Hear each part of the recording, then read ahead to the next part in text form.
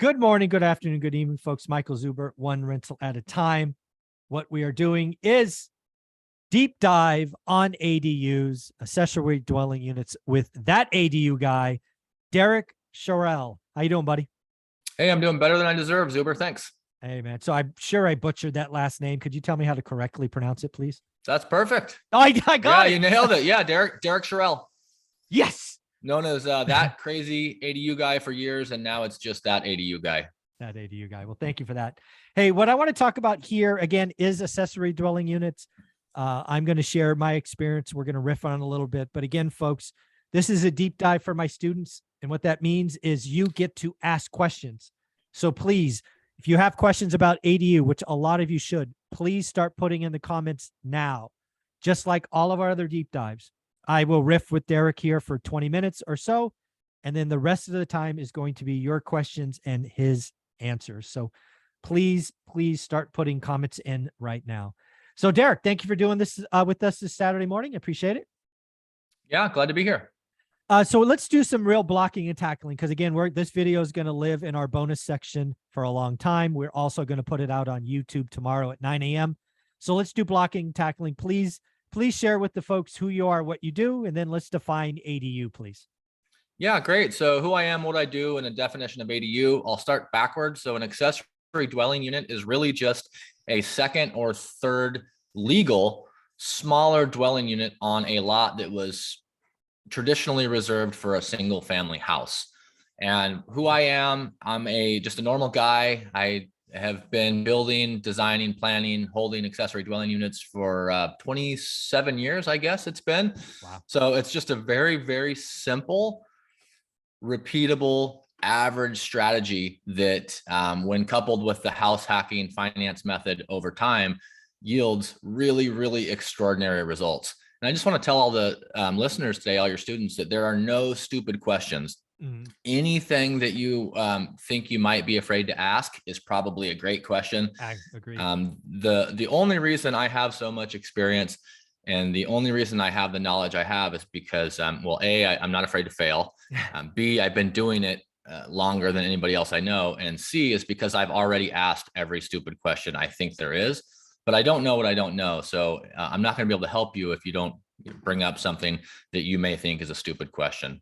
Oh, yeah. And yeah, now what I do is I'm retired and I'm a build for rent investor. And I spend a lot of my time pro bono taking ADU questions from all over the country. And my mission, my passion is helping first-time home buyers for free understand this kind of house hack on steroid ADU strategy, and teach them how to either look for properties where this will work, or at least how to get financeable so they can start their journey on getting onto the property ladder. That's awesome. So let's kind of give everybody my story and what not to do. Again, always honest and, again, make mistakes all the time. So this is one of those. So California, King Newsom, as I call him, he made a big deal about ADUs in 2020. I have, if people know, a few properties here in California.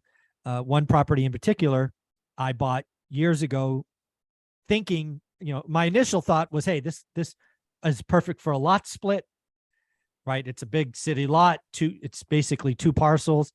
With the house built really far back, two different streets, made total sense. That was my vision in 2010 when I bought it. I've been sitting on this property for, 12 years. So in 2020, so at the 10-year mark, Gavin Newsom talks ADUs. I'm like, okay, interesting. We get into 2021. I can't find any deals, right? 2021, if people know me, is the year I wrote 100 offers and got nothing. Because again, I'm cheap. I have this model of only get great deals, all that stuff. So I decided at some point, you know what? Stop being lazy. Go build an ADU. So again, full mistake. So first thing I do is I leverage my network in Fresno. I find an architect that's approved with my network. He's the guy. He's done ADUs for others. So I go, great. I give him the address. I ask, basically, how big can I build? And unfortunately, this guy doesn't know me from Adam. right? We know the same people. So he answers the question as he should. I think it was 1,250 square feet was the biggest I could build. So again, I pay him to architect a 3-bedroom, 2-bath home, 1,250 square feet. Why? Because my idiot brain says, well, if you can build that, you've got to go build that, right? Why wouldn't you? And then I go and price it out. And again, in 2020, if you guys don't remember, lumber was stupid. Lumber prices, board feet was stupid. So I get back a quote, I don't know, something like $350,000 to build this 1,250 square foot. And of course, I know the market for a 3-bedroom, 2-bath in this part of the country or this part of the city. I'm going to get 1,500, maybe 1,600. So I look at this going, well, this isn't the home run I thought it was going to be. In fact, I wouldn't buy this deal. So why the hell would I build this deal? So in essence, I waste $5,000. I don't know, 4,500, 48, whatever, call it $5,000. I now call up the architect and I call up my buddy and I'm like, something's wrong. I expected ADUs to be a moneymaker for me. And my buddy looks at me and goes, Michael, do you want to be a home builder or do you want to build tiny homes? I'm like, Brad, I want to make some money. He goes, well, what you should be building is something probably closer to 600 square feet, probably 2-bedroom, 1.5 bath. And I'm like, duh, right? Because again, this 2-bedroom, 1.5 bath, I'm going to get probably $1,200 rent for. So only $300 less. And it's going to be less than half the building material. So now the equation looks a lot better in 2020. And as we all know, lumber has gotten cheaper, so it looks even better now. So the first thing to understand if you're looking down the ADU path is please do the math. Just because you can build 1,250 doesn't mean you should. So Derek, carry on some more there. I'm sure I'm not the only idiot that's made this mistake. Yeah, good points there. And I appreciate you being so transparent. But yeah, a lot of people just assume that bigger is better and that they would build to the max. And there are some cases, I mean, if you're in a very, very high dollar area where there's no more dirt and it's very, very expensive, you may want to consider maximizing it. But if we're looking at two things, we're looking at giving our end user a really good product and we're looking at yield. Most of the time, I would say the best option is to build smaller. So there's going to be a premium. There's a boutique premium. They don't call this a cottage industry for nothing. I mean, there's a boutique premium on these smaller spaces. So it really comes down to knowing your market, and you explained it really well. It's like if a 3.2 rents for this or a large 2.2 rents for this, but a 1.1 rents for 75% of that for half the price, it's a no-brainer. Yeah. So I'll tell you exactly what I do. And I've been participating in the ADU process, like I said, for going on 30 years. I have lots of ADUs myself that I've built. I've built or converted every type there is of every size you can imagine. And what I've found over the years is that the most efficient accessory dwelling unit is a small 1.1 and 400 to 600 square feet. Ideally, we want them to stand alone just because it's going to be a very high demand, low supply product. So when we're thinking 2 1.5s, 2.1, even 2.2, and especially 1.1, most of the competition in most markets is going to be multifamily, shared wall, potentially over, under, side by side, or both. Yep. So just because it's small doesn't mean it's not going to attract a premium, especially if it has some privacy. I've noticed by self-managing these for years as well, that there are 3 things that I know that my tenants, I call them my partners, that they really want. And it boils down to, they want the same things that a homeowner wants. They want location, they want nice amenities, and they want privacy. And it doesn't matter how big it is. I mean, I think size is less important to the end user than a lot of us think. And it's also worth throwing in here that as a society, we're getting used to living in smaller and smaller places. Mm-hmm. And the last census data showed that almost 62% of all US households are 2-person or less. So there's all this data that also supports smaller spaces. They're also going to be way less money to maintain, way less money to heat and cool. So just a ton of benefits on a smaller scale size. So just to tie back into your story, but a lot of people don't know that. Mm-hmm. If they've never been in the building industry, they don't realize that there are some fixed costs, there's some development fees, and there's obviously some infrastructure costs, but most every price you're going to get from a subcontractor is going to be based on a square footage price. So an 800 square foot ADU is probably going to be about twice as much as a 400 square foot ADU. And is the rent going to be twice as much? Definitely not. So you hit on great points there, Mike. Yeah, the other thing I wanted to mention up front is ADUs. I absolutely right. I personally will only be doing separate units, right? There will be space between them. That's the only ones I will be building. But I need to appreciate around the country, that's not always an option. One of my newest experts, Beth, who's on Tuesday, she talked about her first house hack, which I think she did in 1995 in Seattle area, where she basically converted a basement. Right. She bought a house with a basement. She finished it and it became a studio or a little one bedroom. So you can do ADUs can be attached or just carving up space. So talk about that. Yeah, great point there. So like I said, there's always a premium on a detached unit, but I would say that's not the go-to for most people. In fact, the most underutilized, probably most efficient accessory dwelling unit is not just like a bump out or an attached, it's an internal carve out. So nobody really talks about these, and it's by far the most affordable option. So most of the first time home buyers I am working with, we're looking for a house where we can deploy this strategy. And I'm going to give you the secret sauce that I use to find these, but we're looking for a house that has room within the existing perimeter to easily convert part of that space into its own standalone unit. When I say standalone, I mean it's a legal accessory dwelling within that house. And I don't mean converting a garage or doing a full basement reno. I'm talking about looking for a 4-3 with a master bedroom that you can easily convert into a 1-1 or a studio. It may already have an exterior entrance. You may have to simply just block off one door into a hallway, have that fire rated, put in your own electrical and water shutoffs for that side of the house, and then fireproof that wall and put in some life safety stuff like smoke detector, O2 detector, and whatnot. Mm-hmm. But even with permits, we're looking at well under $30,000 in a lot of cases. So you've talked a lot about the last few weeks. You did house hacking, which is a great strategy. It's probably the easiest entry point to becoming a landlord of some sort. And then you also did the house hacking per units, mm-hmm. where people are buying, say a duplex, triplex, quadplex, or Matt's 4-3-2-1 method. And then you have this kind of internal carve out ADU, which is the middle. It's like, I'm not quite comfortable enough to have a roommate, or my wife says no way in heck. And you can't go buy a quadplex or a triplex because they're too damn expensive, and you're competing with the big dogs. Mm-hmm. As you just put out a video about institutional money buying small multifamily. Mm-hmm. So what we're doing here is we're finding that space in the middle where nobody's competing. Mm-hmm.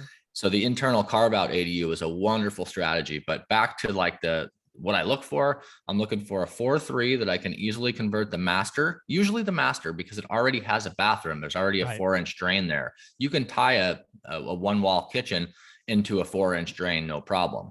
If you find a part of the house, say an extra family room that has a wet bar on it, that's not going to be as easy because that's only a 1.5 or 2-inch drain, and you need a 3 or 4-inch for a toilet. So I look for an area in a house that already has a bathroom that can easily be converted to a standalone unit, and people are able to purchase that and use as little money as down as possible to save for the permits and for the process of converting that space. And then they have they'll either live in the 1-1 and rent the 3-2 that's left. And this strategy also works with the 3-2. You're just going to have a 1-1 or a 2-1 in a studio. Yeah, that's awesome. So that's a great strategy. The internal carve out or attached ADU. Very cool. Thank you for that. I think those are important for folks to think about across the country. I know California, really, I know Fresno, California. There's a lot of other cities out there that maybe footprints of 4-3 would be a great find. So back to my story of my ADU experience, which again is a lesson learned not to do. So my next lesson learned, once I decide to do a 2-1.5, it's just the right that's the right yield for me. In my market, could be a 1-1, but 2-1.5 worked. I paid an architect to design it from scratch. Boy, was that a stupid idea. Little did I know, The city of Fresno has some proposals for pre-approved plans. I didn't even look.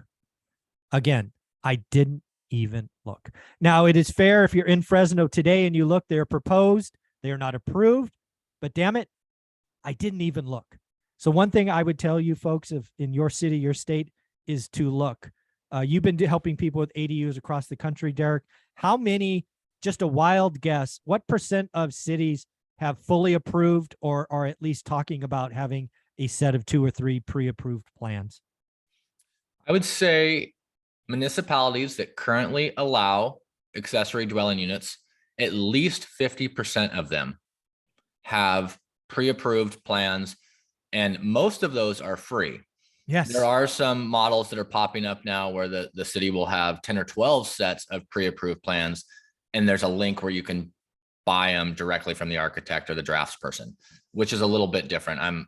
I know that I like the free model because it gives people a huge head start. They don't have to, like your story, they don't have to go spend $3,000 to $5,000 just to realize they can't afford what they had designed. Yeah, dumb. And it's worth mentioning here too. This is a good point to bring it up, that everybody in this industry is trying to make a living. Mm-hmm. So when we're trying to keep our costs down, when we plan, build, or convert ADUs, we're looking at yield. We're looking on our return on our investment, whereas everybody else that we hire is looking at making a profit to feed their family. Sure. So if there's nothing wrong with the architect that's charging you $4,800 to draw plans, that's what they do. Yeah. But if you can skip that step, that's what I asked them to do. So. Yeah, even worse. So if you can skip that step, you can go straight to, the source and get a free set of plans. The other kind of trick here I would tell people is, if you're in a municipality that allows ADUs and there are not pre-approved sets of plans, these building planning actions are public information. You can go look through the archives and look at other ADUs that have been recently permitted in your area, and you can go contact that professional. You can contact that homeowner. I've bought sets of plans from people that I've met on the road, where I've literally seen a nice ADU. I pulled over, knocked on the door and said, I love this design. Is there any way I could buy your plans? And they've said, yes. That's happened more than one time. So just because you don't have free ADU plans or, out of the can ADU plans for your municipality doesn't mean there's not an expert in your area that's already built one. Mm-hmm. We don't have to reinvent the wheel here. Yeah, that's again, I always admit, sometimes I'm very much ready, fire, aim. This is an example where it would not have taken me but 10 minutes to just do a simple research. And no, my go attitude's like, okay, do this, got the money, do this, do this.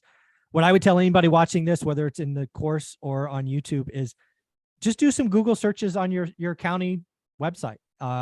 It is amazing. Fresno has, I think I just saw 4 plans in the works. They're not approved, but man, that would have been a head start for me.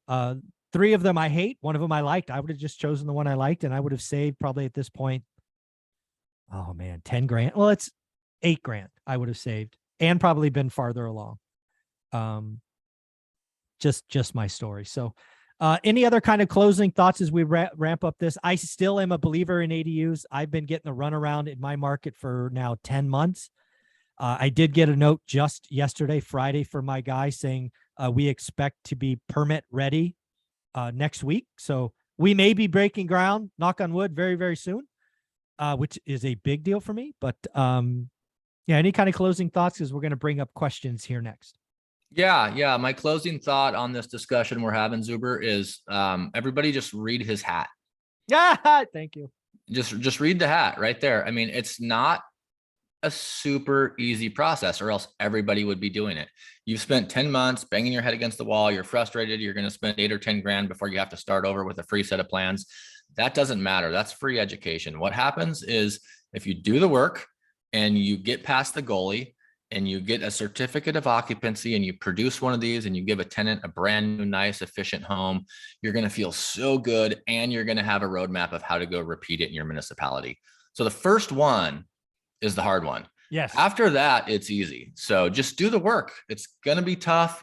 Our brain is trained to fight us on something that we haven't done before. But once you get through it and once you've done it, you're going to be able to repeat it. So that's all I would say, is don't give up. The only way we fail at the ADU strategy is if we never start or we give up. Yeah. So the last thing I'll say on this is Derek is a resource that you can trust. Derek got involved with me about 2 months ago on my project. He found somebody at the County of Fresno that is very knowledgeable. What likely will happen is in the next 6 months or so, I'm going to bring this individual a list of 12 to 20 single family homes, and I'm going to let her pick my next project. Because again, every city, every part inside the city of Fresno has their own different rules. Like the one I chose was called the Tower District. It happens to be the hardest of everything. Again, lesson learned. But again, I will have her pick the next project and the plan. So assuming this works, which I have every belief it will, I would just let the city tell me which is the next one to go. So Derek, you've helped me out. You've streamlined it for me. And that's why you're here to help the students. So let's get to the questions. You ready? Yeah, I was born ready. All right. So the first question that I'm going to ask is from Jag. So in New Jersey, the architects she has talked to are not familiar with ADUs. I'm sure you have seen that across the country. What do you do there? You just say, talk to a different one, or what do you say? Yeah, I would. So there's a couple of things that I would do. And I'm glad that you brought this up right before the transition here. You talked about the different zoning rules and regulations in your city. You know, if you're in a historic district, it may be different than if you're in a downtown district or if there's a park overlay. Anyways, long story short, you have to become an expert at building relationships in the field that you're in. So if you want to build an ADU in New Jersey and you can't find an architect that has any experience converting an ADU or building an ADU, I would start with a relationship at your municipality, at your authority having jurisdiction. So I would call your township or your city or your county, whoever deals with planning and zoning, and ask them. They're professionals all day long. They submit and kick back plans and ask for revisions from local professionals that are doing what you want to do. So if you were in Adams, New Jersey, I would call the Adams, New Jersey Planning and Zoning Office and say, hey, I'm looking at building an ADU. Is it an allowable use at my address? Okay. And if so, could you give me a recommendation of some local architects that you deal with, that you know have integrity, that you've seen their work, that have done what I want to do? And they work for us. And I say that with a lot of respect, but like they're paid usually off of some sort of taxing system to help residents with planning, zoning, building, infill projects. So don't be afraid to call and build a relationship with your local planning and zoning office and get the information you need. That is their job. Yeah. Again, I want to go back to my story, right? I have an amazing network in Fresno that I've built over 20 years. My network gave me the architect. I could have, and probably if I had to do it over again, I would have gone to the county first, met this amazing woman, asked her who she worked with, and then asked her for which of my properties, right? So I think Derek's example, Jag, is what I would repeat. If I had to do it again, I would repeat. Go to the county, ask them, right? They've got to have some ADUs going on. Who designed those? Who's worked? Who do you like? Whose work do you like? So I think yeah, you reverse engineer it. Don't call architects looking for ADU. Call the county saying which ones produced the good work. I think that's exactly what I would do. Yeah, and I'll just add two things to that too. If you're on social media of any kind in your area, hey, is there anybody in this area that's built an ADU? If so, I'd love to chat. Or if you have a real estate meetup that you can go to, show up there and put on your name tag ADU ? People that have done these love to talk about them. I mean, we all love to talk about our passion anyways. All you have to do is find a local expert. And I've noticed that in every market that allows ADUs, there's an expert there that would love to help you. Yeah. Eric asked a question about splitting electricity bills. This again is assuming the ADU is all on one panel. What are your thoughts on having one panel versus paying up and getting two? Yeah, great question. That's probably in the top 5 questions I get. So I've got a clunky little YouTube channel. It's got 150 something videos, and every one of those videos, just about every one of them, is a question I've gotten. And I have a video on there that's called ADU power metering. And the answer to the question is, if you do not live or build in a municipality that requires a separate electrical meter, what I like to do is I put a private digital meter on the accessory dwelling unit. So I bring power from the primary meter of the house to an accessory meter, say 100 amp or a 60 amp service. And then there's a private digital meter. And what I do, and this is a huge benefit, again, what does my end user want? They want a nice, clean, efficient house. they can use the utilities that they need and they pay for what they use. So as opposed to charging them this big fat premium, I don't know what they're going to use. I'll assume that they just blast the AC with the windows open. I'm going to charge them $200 a month flat rate.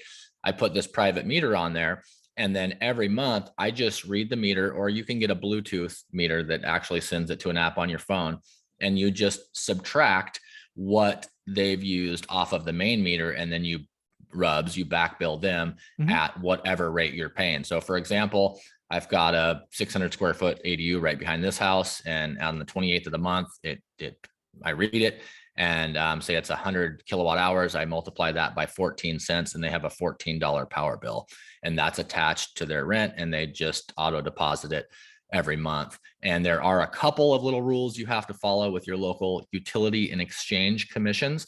You can't charge more for power than you're being charged if you're billing back. Yeah. But that's a question I get often.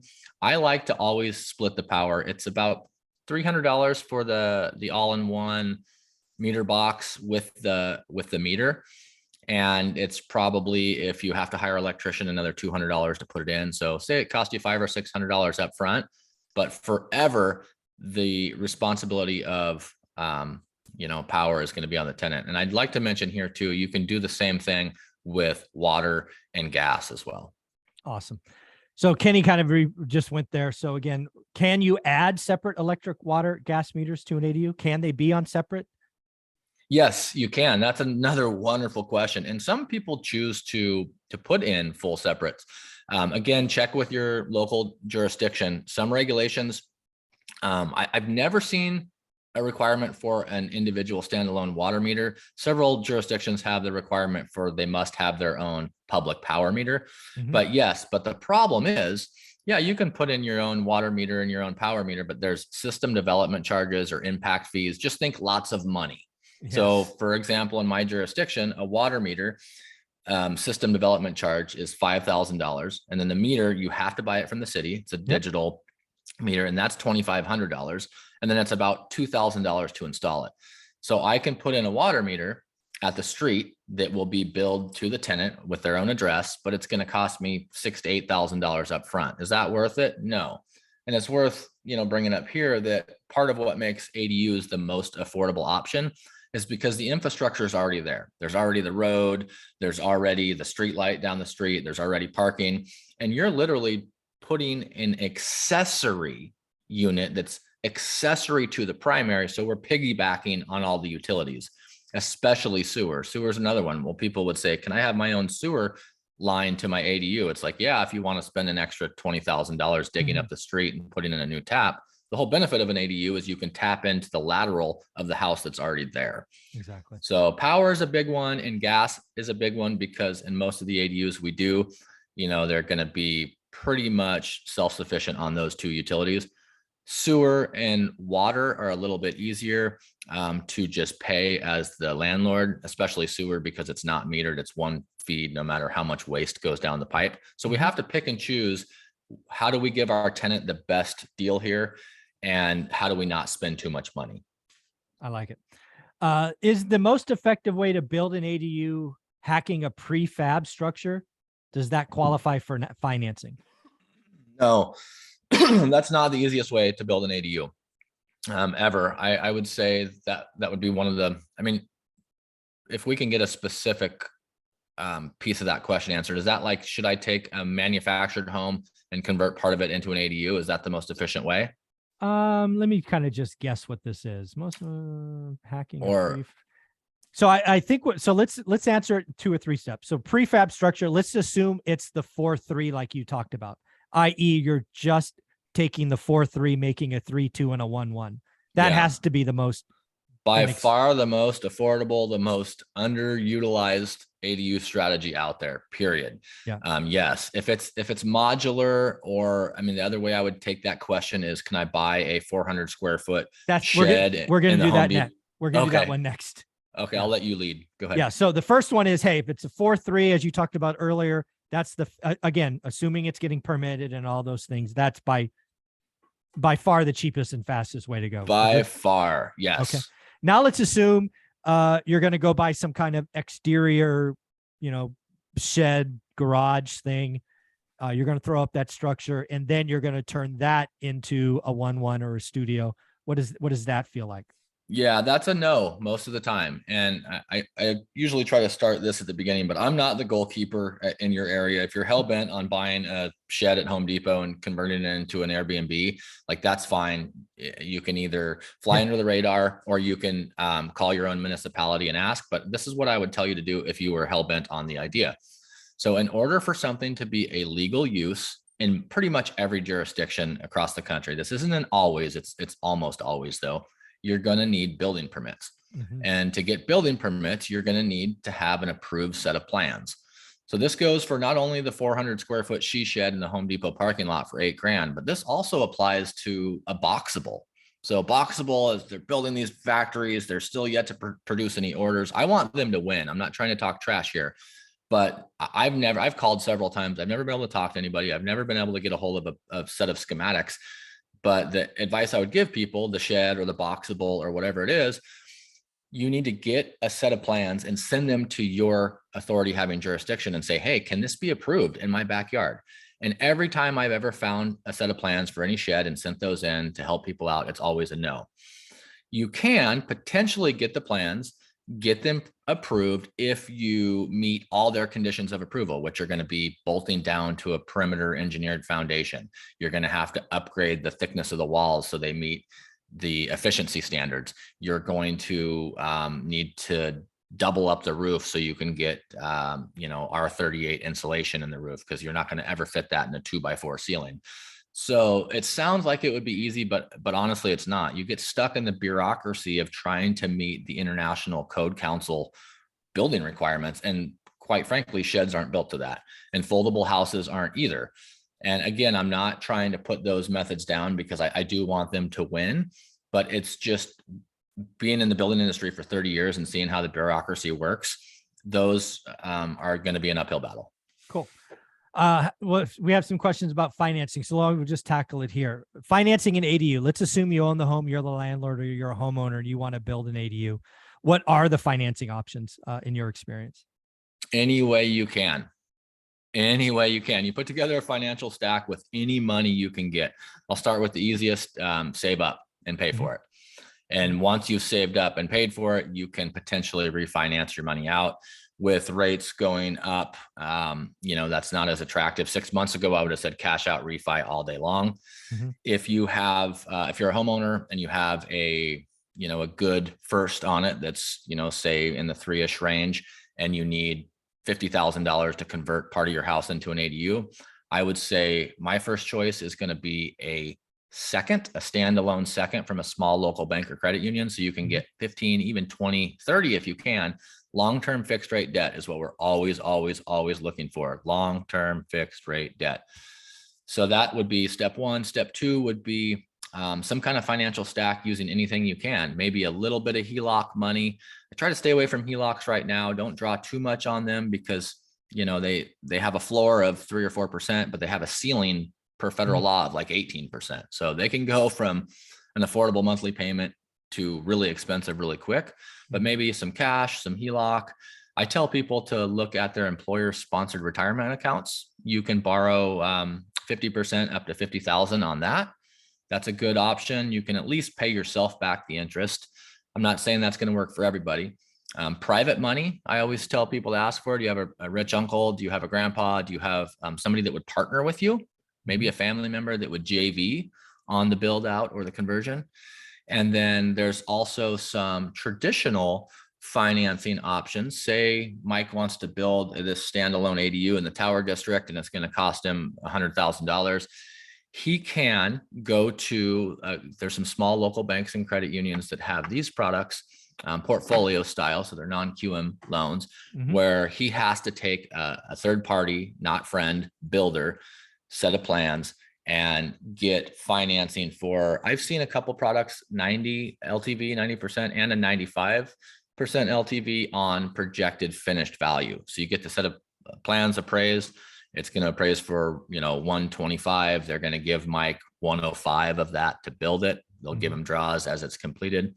And then there's also some federal QM loan products that like, what is it, 203K loan, home Mhm. path renovation loan. There's some other products out there, but the best answer for how do I finance an ADU is a combination of any access to capital you have to build a financial stack to get the product done. And after you do one, and you figure out that after you pay your debt service, especially if you have long-term fixed rate debt, everything left over is what we know in the business as cash flow. And I've seen very, very few projects that were not over designed or overbuilt not work. So if you get one under your belt, I call ADUs the gateway drug to real estate. If you can figure out how to finance one, it's just like figuring out how to permit one. You just go repeat it. No, I like that. What are the what are some unforeseen challenges, surprises came across building ADUs? I want to give the first answer. The city, at least I was advertised by my king of California that all of California is ADU friendly. We have a housing affordability. We're going to build them. It's going to be easy. The county office did not get that memo. The king bequeath that this is easy. It is anything but. That has been my experience. But go ahead. You have more answers, I'm sure. Yeah, I'll just rattle off a list of them. The first one that comes to mind is the neighbors. Yeah. So the neighbors are not going to really like you when you start this. This is the path of the hero's journey when you build an ADU at your primary residence. They come over when you start and say, you can't do this. And then they call the city and find out you can. And then they glare at you over the fence for 6 months while you build it. And then when you're done with it, they want to come over and see it. And then 3 to 6 months later, they call you and ask you if you can help them do one. So that's the process of the hero's journey of building an ADU. So neighbors are always an unforeseen. Everybody thinks that you're building in their backyard, even though it's yours. So there's this whole NIMBY movement is real. Yeah. And when you bring in a little excavator in your backyard and start digging a hole for a house pad, people don't like it. So be ready for that. One thing I've seen people tripping up on lately is know your property. So maybe get a survey done. Fences are not property lines. So people lay out these ADUs all the time based on the setbacks off their fence. And the fence is not the property line. In a lot of cases, it can be quite far off. So think about that. Get the platted official recorded document of your lot. Because sometimes I've seen people with a huge backyard where they think they have plenty of room, but there's an easement for like a city water line that runs through the corner of their property. So that's an unforeseen one. And then the most obvious every time, and I tell people, build failure into your plan because it's going to cost more and it's going to take longer. I mean, Mike, look at you. You're a professional real estate investor and you're spinning your wheels, wasting money. Like I'm an ADU rookie. That's okay. I'm trying to add more skills, right? ADUs is something I wanted to do. I wanted to build something. I may only build one. I'm hopefully going to be addicted and build 10 or 12, but we'll see. Yeah. So those are some unforeseen things that I see pop up. Just the biggest one is cost and time. For me, it's the city. It's supposed to be easy and fast, and it's not easy or fast. Some of that's my own doing. I should have got the city plans. I should have. Again, we've already talked about my errors, but still, not as fast as I thought. Yeah, the bureaucracy is very, very true. And I don't want to get political here, but when you take capitalism out of a process and there's no incentive to perform, it just slows everything down. And these are good, hardworking people in these municipalities, but they're just not driven by the same things we are. So we have to be patient. Of course. But yeah, the city is the relationships we build with the goalkeepers can also bring up lots of surprises. Yeah. And the other thing I would say in my experience is don't do your first one in a historic district. Jeez, stupid I was. All right. Well, what is the least expensive strategy to add an ADU to an existing home? I think that's carving up the existing footprint. Yeah. Yeah. Just think of having a roommate, but making it legal. Cool. So, and I would say that in this strategy here, people ask me, well, Derek, if I buy a 4.3 with the master bedroom that already has exterior access, why would I pay $30,000 for permits and for inspections and to make that a second unit when I can just rent it out for basically the same price as is? And that's a legitimate question. If your goals are okay with having a shared door that's not blocked off, as opposed to a more traditional side by side shared wall duplex, that's fine. But what I tell people is if your end goal is to repeat this strategy in a year, so a year later, we're going to look for a new primary mortgage where we can go buy with 5% down, and we turn that into 2 legal rentals. And we either report that on business income, or we're going to report those individually on our individual tax returns, so we can use 75% of those rents to go get more loans. Exactly. So are we building a little roommate situation here just to get by, or are we building a business? And I teach people how to build a business. So if you have one house, you can move out the next year and you can have a master lease and do a rent by the room model. But I'll tell you what, banks don't like that. Underwriters don't like that. Your insurance agent is not going to like that. Your neighbors aren't going to like that. Yeah, there's a lot of things that can get you in trouble, or that can slow you down. So the answer is yes, it's the most affordable to convert it, and we want to actually legally convert it as opposed to keeping it in a roommate situation for all the things I just mentioned. How about converting an exterior? There's in my neighborhood back in the 70s and 80s, they would usually do like a detached garage. Let's assume it's a 2.5 garage. Let's assume there's water run, because that's maybe where the washer and dryers are. What are your thoughts about converting that or going above the garage for a studio? What about that? Yeah, those are both decent strategies. I actually just bought a house this past year that has a detached garage just so I could make a video of every step of the process of how big of a pain in the neck it is. I'd say most of the time you're better off starting from scratch. Okay. If you have a nice newer detached garage that was like built in the 70s or later, and it has attic trusses and a big bonus room above it, that's a no-brainer to convert. But most of the time it's 1940s garages with 2x4 walls and a 4-inch slab foundation. It's not even a monolithic pour with footings. So you end up rebuilding it from the bottom up. And but if you are going to take on that challenge, just make sure you have identified where your sewer line is and what the depth of your sewer is. So water and power is really, really easy to run. You trench and you lay it in there. Sewer has to be on grade, so it falls. We've been using this method for a long time. You can also pump sewer if you have to, but we try not to use mechanical means for waste to run downhill. So if you have a detached garage in decent shape and it already has a bathroom in it, that's where I would change my opinion and say, yes, I would look there. That is a good option. But if you have a 1940s 400 square foot garage that's got a little bit of a lean to it, you're better off paying $5,000 to have it scraped and start fresh. Got it. Perfect. So we sort of did that one.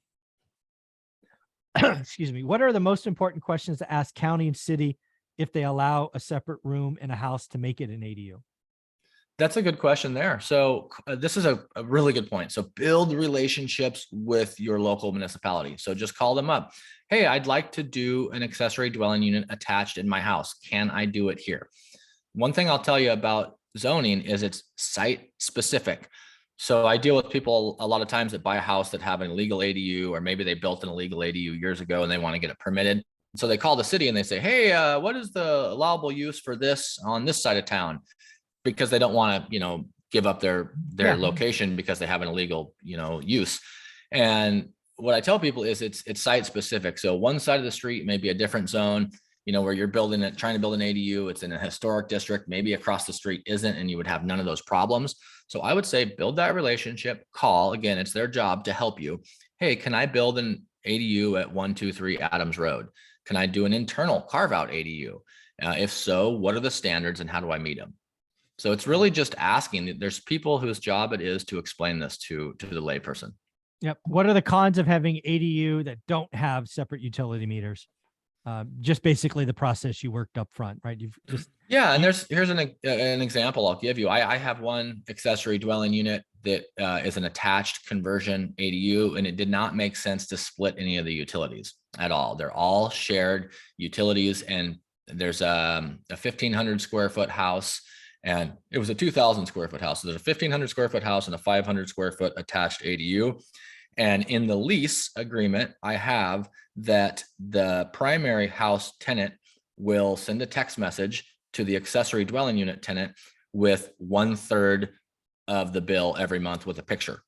So they just split it based on square footage. So if you had a 1,000 square foot house and you cut it into two 500 100 square foot ADUs, you would just put into your lease that utilities are split 50-50. Perfect. So it's not ideal, but as opposed to paying it myself and then charging a premium, I just let them pay for what they use, and it's a benefit to the tenant. Yeah, totally get it. This may differ based on municipalities or states. What is the minimum available lot size to get a detached ADU? Any idea, or is there no? Yeah, that's all over the map. Yeah, all over the map. I know in a lot of jurisdictions, if you're in a low density zone, minimum lot size might be 8,000 square feet. If you're in a medium, it might be 6,000. If you're in a high density zone, it may be 2,000 square foot minimum lot size. And if you can meet the requirements within whatever lot size you have, and there are some requirements, a lot of times you can only have so much impervious square footage. You can only build out X percent of your lot. It's going to differ in every lot. Again, call your local jurisdiction. Hey, can I build or convert an ADU at my address? And if so, what are the standards and can I meet them? Who owns the ADU plan, the architect or the owner? Do you know? That's a good question. It depends. So if you buy a set of plans, you buy them. Yeah. So it may cost you $2,000 and you'll get 3 copies and you'll get a PDF that you can actually edit. So they're your plans. If you use somebody else's plans, it's kind of like a copyright thing. Can you buy a book and make copies and give them to somebody else? Yeah. Should you? No. There's just some industry best practices, but if you buy the plans, they're yours. You can give them to somebody else. Yeah. What I would tell you in my experience, the custom design I've done, my architect owns them. I could use them for myself, but you can't give them away. Can't share them with people because again, it's copyright, trademark, whatever the right word is, in my opinion. Yeah. I've seen it go both ways. Just check with who you're buying them from. That's the relationship thing. Ask them. Yeah. I bought a home in Oakland, California, I assume. And it had an unpermitted extended garage. Is it difficult to permit it after everything is done? Yeah, it can be. It can be very hard, especially because a lot of jurisdictions will make you meet the current standards. So maybe somebody in 1980 converted this garage because they needed infill housing in Oakland and they hired a professional and they did everything to code in 1980, but there's been a dozen code revisions since then. So if you were to go and try to pull permits now, you would most likely have to meet all of the current building code standards with, the exception of, again, I'm not the decision maker. You might want to call and ask. I'll tell you that I know for a fact, Oakland is one of like 3 cities in the country that I know allow non-RV, handmade tiny houses as allowable uses. I know that they've taken a really, really head-on approach to solving the housing crisis. They might have a very forward-thinking planning and zoning and building department that just come in and sign it off as long as there's no like major glaring life safety issues. If you can prove that it was a legacy ADU, that it's been used as a legal, or a kind of semi-legal living space for 30 years, they might sign it off. Again, I don't know. Build a relationship with your local authority. What are some of the most frequent issues you run into managing homes with ADUs, and what do you do? That really is just managing duplexes. Certainly, if they're extended, you're going to get parking and communication because, for a lot of ADUs, you're going to walk by the front house to get to the back house. I'm building one where it's just separate entrances, different streets, but there's going to be some of that, I would assume. Yeah. The question again was, what are some issues with managing? Yeah, managing ADUs, right? House behind a house.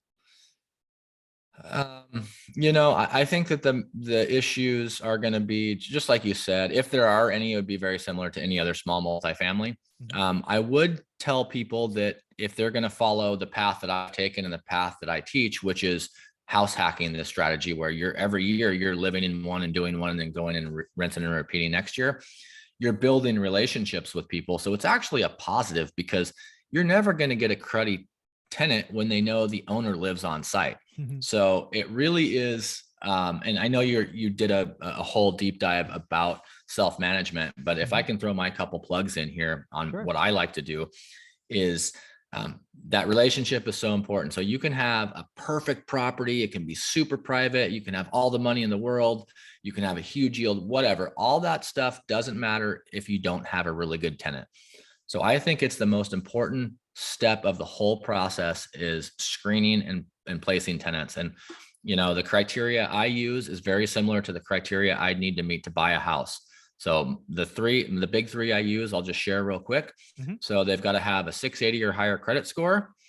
They have to have 2 years of verifiable income. And then I want to see 2 references from current and last landlord and 2 references from current and last employer. And that, based on a private one-on-one interview with me at the property, has never led me astray in the decades I've been doing this. I've had one fair tenant and one, I would almost hesitate to say bad tenant. I've had 2 fair tenants in 20 plus years using, kind of those criteria. And lots of good tenants, tons of good tenants. Yes. Amazing tenants. Yeah. So this isn't, if you have 200 units, you can't be this picky, but if you have 30 or less, Matt does it with 100. You can have 100 or less. So that's important to me. And that's why I know, Mike, you talk a lot about, you don't know the first thing about self-management because you're a businessman, you've scaled, you hire all that out, but you also, probably don't know your good and bad tenants either. So it can be a curse and a blessing. There you go. Do you have any experience of building in Oakland, California?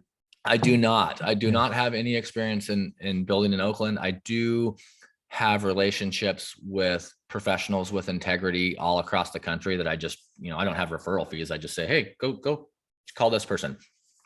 So I do know people in a lot of popular ADU markets. So feel free to reach out to me. There you go. And what is your email? That I just send everybody to thataduguy.com. And from my website, you can see everything. There you go. So we've done that one. Oh, when you're looking at a 3.2 or a 4.3, is there kind of a minimum square footage you would look at so it doesn't become too small?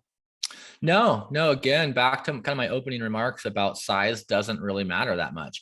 If it's a 3.1 that's 1,000 square feet, that's not really going to work because you're going to have to add another bathroom. You're defeating the purpose of the internal conversion. But if you can find a 3.2 that's 1,200 square feet and you convert it into a 2.1 that's 800 and a 1.1 that's 500, that's awesome. You have to think of your competition. What does a usual shared wall duplex come with? It usually comes with like 2 500 or 600 square foot 1.1 or 2.1s. So know your market. Yeah. I think you answered this, but I'll ask it again. There are digital meters for gas as well. Yes. I'm assuming that. I've never used one, but yes, I know there are analog gas meters. Most gas meters, including the one that's on the side of your house from the company, are analog, most of them. Okay. And it has to do with being intrinsically safe, for obvious safety reasons. But yeah, I know there are gas meters, and I'm assuming there are digital as well. Okay. Can a sewer restrictions ever restrict you from building an ADU? Yeah, yes and no. So municipalities are going to differ, but most of the time I would say no, unless you're in a county and you're on a septic system. So this is a big talking point. Not only in legislative actions do cities have a huge advantage, also in building standards, municipalities have a huge advantage over counties. So if you're in just think of a city has all the services brought to you by pipes. And if you're in a county setting or outside of a municipality, you're probably not going to have pipes. You're going to bring your own water up from the ground with a well, and you're going to keep all your own waste on site with a septic tank and a leach field. What happens often is a septic system is designed based on the number of bedrooms in the house. It's kind of goofy. It should be based on drain fixture units or toilets, but it's not. It's based on bedrooms. And septic systems are very expensive. So somebody built a house in the 50s and they're building a 3.2, 1,500 square foot. They're not going to put in a septic system for a 5-bedroom house, are they? They're going to put in a septic system for a 3-bedroom house. And so, 50 years later, ADUs are allowable uses even in this county. And you go to apply for permits, and the county says, yes, you can build it. Yes, you meet the standards. Yes, your drawings look good. But now you're going to have to go talk to this other bureaucracy about a permit for your septic system. And I see people get tripped up with this often. So the sewer connection can be a problem in situations where somebody has on-site treatment as in a septic system. Yeah. And I tell people to not look for ADU properties. If you're a new buyer and you want to deploy this strategy, not always, but almost always you want to be looking in a city. The code is a lot friendlier. It's a lot easier to do. The infrastructure is already there, and you're not going to get one of these ADU poison pills. Like you don't have a big enough septic system and it's going to cost 50 grand to replace it. Yeah. Can you get a second mortgage on investment properties? Absolutely, Jag. We talked to Convoy last week, so second mortgages are out there. Residential second mortgages, so yeah, you can get those. What's the ballpark cost for building an ADU? Do you have a range that you use? Because it's going to differ by state. Yeah, yeah, I nail it down tight for people. You know, if you don't overplan and overbuild, you can do a ADU conversion starting at $100 a square foot, and you can build a standalone new ADU for $225 a square foot. Granted that it's on a flat lot within 100 feet of the primary house. Cool. So that's a good starting point. I mean, you can run those numbers, and you know, I do tell people as well that I build currently for half that price. I'm a builder. I do a lot of my own work. So you could cut those numbers in half if you're a skilled tradesman or you're just like an insane DIYer. But I have also seen people over design and overbuild ADUs, and they spend $600 or $800 a square foot. Oh, yeah, don't do that. Does starting from scratch mean digging a foundation in new construction? Yeah, so we've hit that. Does that? Yeah. Starting from scratch would be, you're going to have to do site work and put in a foundation. Yes, that would mean that. And that's in the 225 number you gave? Yeah, that's in the $225 a square foot. Yep. And something that's good to mention here is, you know, that number is going to fluctuate with your neighborhood. Of course. So if you live in the Hollywood Hills, you're not going to expect to pay that. But what you don't want to do, and I see often, is people in a median price neighborhood, in a median price 1950s ranch house, they build some custom contemporary ADU in the backyard where their house would appraise for maybe $300 a square foot, and they're spending $600 a square foot in their backyard. Yeah. Don't do that. Build to the standards around you. Do you have any estimates on what it would cost to add a kitchen and bath to a detached workshop? Yeah, I would say that's very similar to the conversion. $100 a square foot is where it would start. Okay, very cool. Here's an odd question. I'll simplify. Let's assume you're in the city, so you're on sewer. What would it cost to add, or should you even think about adding septic for a detached house? Never. Never. And you probably won't be allowed to. No, the city would not allow that. No. Yeah. I mean, they don't even want you to drill a well for your own irrigation. I mean, again, this may be different. If you disagree with my advice, call your local decision makers and ask them. But I've never seen anybody. I mean, one of the only benefits of being in the city and paying extra taxes is you don't have to worry about your own sewer. Yeah, exactly. Yeah, they're not going to. Well, again, I'm not very big, but I don't see adding. That's going to be a big fat no. Yeah. Based on all my experience. All right. So I've gotten through all of the questions, Derek. Why don't we kind of wrap this up? Again, tell them where they can find you. A lot more questions, details. They should reach out to you, not me. My experience so far with an ADU is flushing $8,000 down the drain. Lots of mistakes I admitted up front. Derek, you have made it easier for me to think about doing the next one. So thank you for that. Bring us home. Yeah, so you can find me anytime on, Mike's channel. I think there's an ADU playlist. There's a few videos on there. If you're bored with that, come on over to thataduguy.com. Instagram is probably where I'm most active. I answer every DM I get. Every time somebody calls, I pick up my phone. So part of being, small is that I haven't outsourced everything. So you still have access to me. Send me a DM on Instagram. You can follow me there. I don't have any products. I'm not looking for investors. I don't sell anything. I'm literally here. My mission is to influence 1 million people in my lifetime with the ADU strategy. And I plan to live a long time. And I think I could be a 10th of the way there already. So it's not that big of a goal, really. And I'd like to add to what Mike just said. Mike isn't just flushing money down the toilet and failing miserably at this strategy. What he's doing is he's teaching thousands and thousands and thousands of people what to do right based on his mistakes. And there's a lot of talking heads on here that don't do that. And I just wanted to end with, I really respect you because you're not afraid to admit when you're wrong. Oh, yeah. And I think that's why people like you, is because you're relatable. So you're not failing. You're teaching other people how to not fail. Yes. And then learn from my errors, please. Yeah. So I'm really glad to see everybody here. Thanks for the good questions. If I didn't get to your question, send it to me. Again, there's never a stupid question. And the only way you fail at this strategy is if you never get started or you give up. There you go. Derek, thank you for your time. You gave us an hour on a Saturday, which is, I'm sure, not easy. I appreciate you. This will be in the group. It is now, and it'll be on YouTube tomorrow. So hopefully thousands of other people will see it. Thank you for all you do. You're welcome.